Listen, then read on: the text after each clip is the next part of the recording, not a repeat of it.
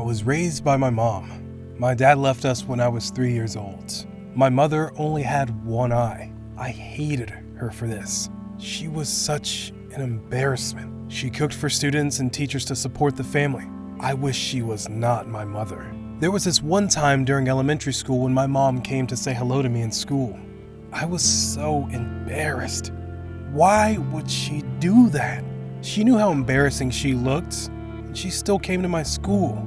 I got really angry. How could she do this to me? I ignored her, threw her a hateful look, and ran out. The next day at school, one of my classmates said, "Ew, your mom only has one eye?" I wanted to bury myself. I also wanted my mom to just disappear. I confronted her that day and said, "If you're only gonna make me a laughingstock, why don't you just die? I don't need you embarrassing me everywhere I go."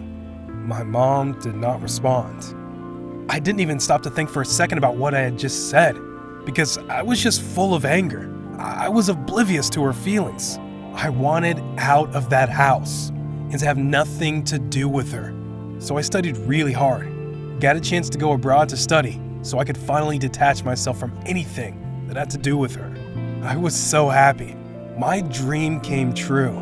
I can finally leave her. If possible, I would have loved to disown her. I finished my education abroad and got a really nice job as a lawyer for a company. I was very comfortable. My salary was awesome. I was doing well. Then I got married. I bought a house of my own. I had kids of my own. I was happy with my life, my kids, and the comforts. I never once checked on my mother. I still didn't want to have anything to do with her. Besides, how will my kids feel about having a grandma with one eye? They'd probably be embarrassed like me. I couldn't let that happen. They didn't deserve that. Then one day, my mother came to visit me. She hadn't seen me in years, and she didn't even meet her grandchildren nor her daughter-in-law. When she stood by the door, my children laughed at her, and I yelled at her for coming over uninvited. I screamed at her, "Who are you? And how dare you come to my house and scare my children? Get out of here now!" And to this, my mother quietly answered, "Oh, I'm so sorry. I may have gotten the wrong address." And then she disappeared out of sight. I slammed the door. One day, a letter regarding a school reunion came to my house. So I lied to my wife that I was going on a business trip. I packed my bags and traveled down for the reunion. After the reunion, I went to the old shack just out of curiosity. My neighbor said that she had died. I did not shed a single tear. They handed me a letter that she had wanted me to have. "My dearest son, I love you so much, and I think of you all the time. I'm sorry that I came to your house and scared your children. I didn't mean to.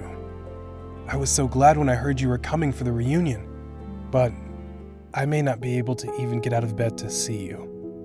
I'm sorry that I was a constant embarrassment to you when you were growing up. You see, when you were very little, you got into an accident and lost your eye.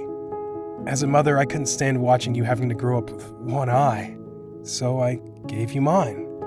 I was so proud of my son who was seeing a whole new world for me, in place with that eye.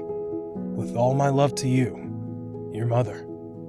There is no love that is the same as the love of a mother. No matter what happens, try to remember that.